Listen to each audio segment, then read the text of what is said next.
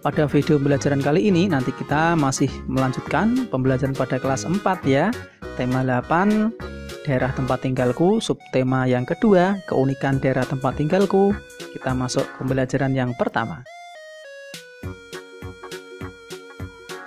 Pembelajaran pertama ini termuat dua muatan pelajaran, ada bahasa Indonesia dan ilmu pengetahuan alam. Selanjutnya sobat belajar, tujuan pembelajarannya nanti bisa menyimak sendiri pada layar ya. Apa saja tujuan pembelajaran yang akan kalian capai.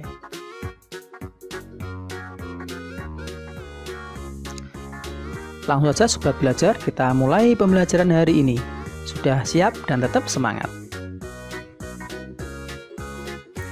Aku berasal dari Yogyakarta. Daerah asalku memiliki ragam keunikan tersendiri.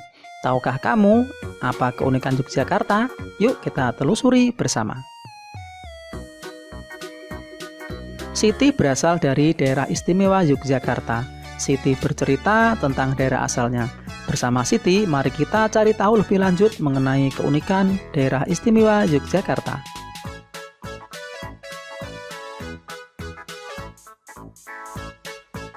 Mari mengamati sobat belajar. Siti menunjukkan beberapa foto yang diambil saat dia mengunjungi daerah istimewa Yogyakarta. Inilah foto-fotonya. Ada Tugu Yogyakarta, ada tempat wisata Candi Prambanan, ada upacara adat Grebeg Mulut, kemudian ada transportasi andong.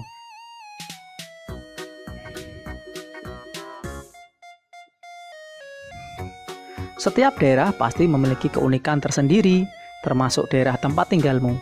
Tahukah kamu apa keunikan daerah tempat tinggalmu? Tuliskan keunikan daerah tempat tinggalmu dalam kolom berikut. Keunikan yang kamu tulis dapat berupa keunikan fisik seperti sungai, gunung, sawah, dan bentuk rumah. Dapat juga berupa keunikan sosial budaya seperti adat istiadat, seni, dan bahasa.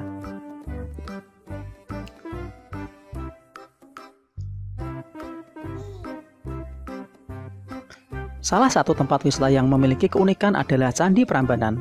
Candi Prambanan terletak di perbatasan Provinsi Daerah Istimewa Yogyakarta dan Jawa Tengah. Asal-usul terjadinya Candi Prambanan diceritakan dalam sebuah cerita rakyat yang populer di Yogyakarta. Bagaimana isi cerita tersebut? Mari kita simak bersama ya, sobat belajar.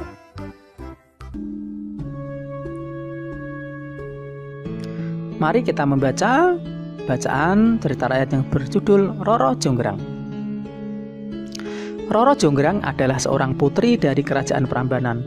Raja Prambanan, ayah Roro Jonggrang, gugur dalam pertarungan melawan Bandung Bondowoso dari kerajaan Pengging. Akibatnya, Bandung Bondowoso menguasai kerajaan Prambanan.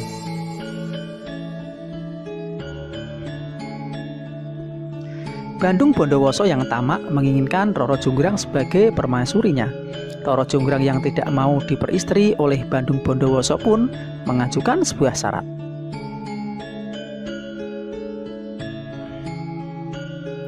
Aku bersedia menjadi permaisurimu, Bandung Bondowoso, tetapi ada syarat yang harus kau penuhi.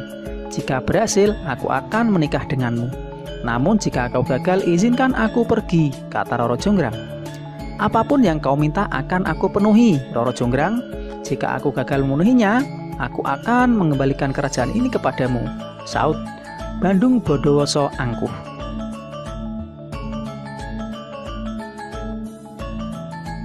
Aku minta kau membangun 1000 candi untukku. Semua harus selesai sebelum matahari terbit esok, saut Roro Jonggrang. Baiklah, aku pasti berhasil memenuhi syarat yang kau buat, jawab Bandung Bondowoso angkuh.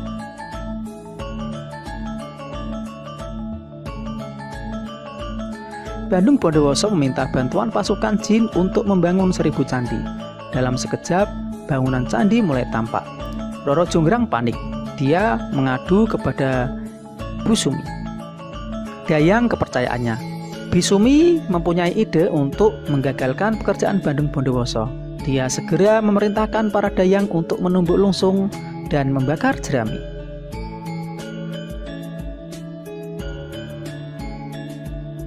Suara lesung bertalu-talu dan semburat api yang memerah di langit membuat suasana seperti pagi hari.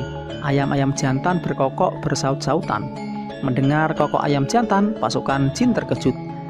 Hari sudah pagi, kami harus pergi, teriak pasukan jin sambil bergegas meninggalkan Bandung Bondowoso dan candi-candi yang telah mereka bangun.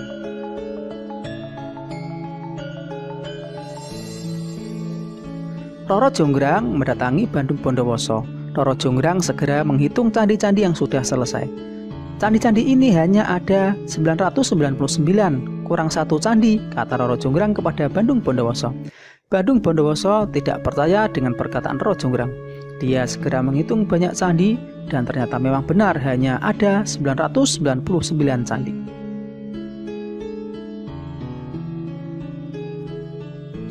Bandung Bondowoso marah besar. Aku tidak akan kalah. Roro Jonggrang, aku akan mendapatkan 1000 candi seperti yang kau inginkan. Kenyataannya, candi yang kau buat kurang satu, Bandung Bondowoso. Kau tetap harus menepati janjimu, saut Roro Jonggrang. Kalau begitu, akan kuubah kau menjadi candi ke-1000.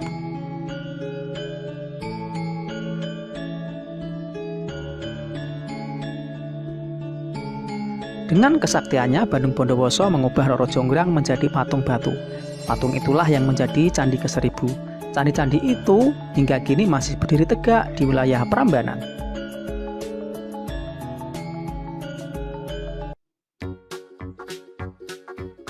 Cerita berjudul Roro Jonggrang termasuk cerita fiksi. Sebelumnya kamu telah mempelajari tentang cerita fiksi ya? Masih ingatkah kamu mengenai cerita fiksi, Sobat Belajar? Untuk mengukur pemahamanmu mengenai cerita fiksi, jawablah pertanyaan berikut ya.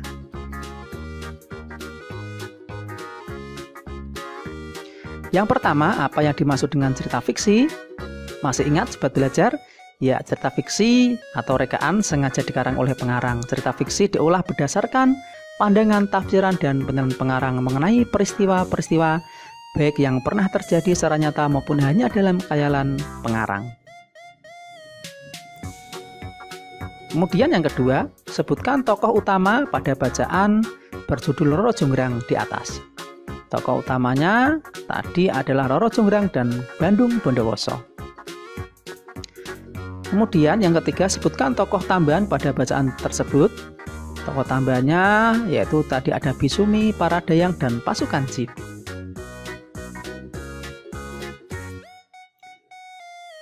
Candi Prambanan adalah salah satu tempat wisata yang selalu dipadati wisatawan. Oleh sebab itu, kebersihan kawasan Candi Prambanan harus selalu dijaga. Pengelola selalu mengupayakan kebersihan kawasan candi. Saat Siti berwisata ke Candi Prambanan, dia melihat petugas kebersihan membersihkan kawasan candi. Perhatikan gambar di atas, ingatkah kamu tentang gaya? Menurutmu, apakah petugas kebersihan tersebut melakukan gaya?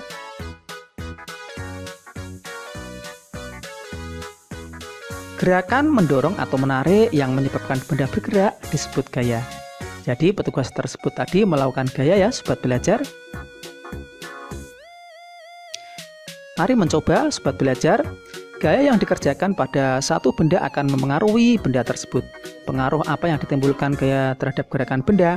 Lakukan percobaan berikut ya, Sobat Belajar. Percobaan yang pertama, menendang dan menghentikan bola. Langkahnya, siapkan bola sepak, kemudian lakukan kegiatan berpasangan, letakkan bola di lantai, tendang bola ke arah temanmu. Yang terakhir, minta temanmu menghentikan gerakan bola. Apa yang terjadi pada bola yang ditendang? Bagaimana, Sobat Belajar? Ya, bola yang tendang akan mengalami perubahan dari diam menjadi bergerak. Kemudian, yang kedua, apa yang terjadi pada bola yang dihentikan? Tentunya bola yang dihentikan akan mengalami perubahan dari bergerak menjadi diam. Yang ketiga, kamu menggerakkan bola dengan gaya, temanmu menghentikan gerakan dengan gaya. Kesimpulannya, gaya dapat mempengaruhi bola diam menjadi bergerak. Gaya juga dapat mempengaruhi bola bergerak menjadi diam. Percobaan yang kedua ya, Sobat Belajar, menarik mobil mainan. Langkahnya, siapkan mobil mainan, ikatkan bagian depan, tarik mobil mainan, lalu semakin lama semakin cepat. Tarik mobil mainan lurus ke depan, lalu belokkan arah mobil mainan tersebut. Apakah terdapat perubahan pada mobil mainan? yang digerakkan dari lambat ke cepat? Tentu ada ya sobat belajar, terdapat perubahan pada mobil mainan tersebut. Kemudian yang kedua, perubahan apa yang terjadi pada mobil mainan yang digerakkan dari lambat ke cepat? Mobil mainan digerakkan dari lambat ke cepat, terjadi perubahan kecepatan pada gerakan mobil mainan. Yang ketiga, kamu menarik mobil mainan dari lambat ke cepat dengan gaya. Apa kesimpulanmu? Gaya dapat memengaruhi kecepatan mobil mainan. Yang keempat, apakah terdapat perubahan pada mobil mainan tersebut jika ditarik lurus ke depan atau dibelokkan? Tentu ada ya sobat belajar, terdapat perubahan pada mobil mainan yang ditarik lurus kemudian dibelokkan. Kelima, perubahan apa yang terjadi? Mobil mainan digerakkan dari lurus lalu berbelok, terjadi perubahan arah pada gerakan mobil mainan. Yang keenam, kamu menarik mobil mainan dari lurus lalu berbelok dengan gaya. Apa kesimpulanmu? Gaya dapat memengaruhi arah gerak mobil mainan.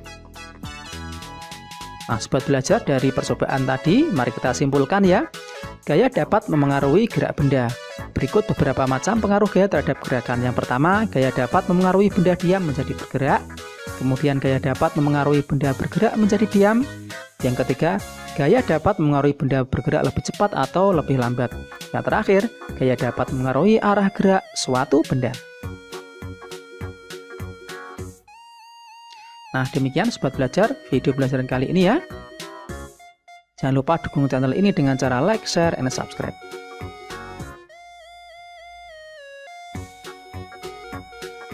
Mudah-mudahan pembelajaran hari ini bermanfaat ya. Jangan lupa selalu tonton channel ini.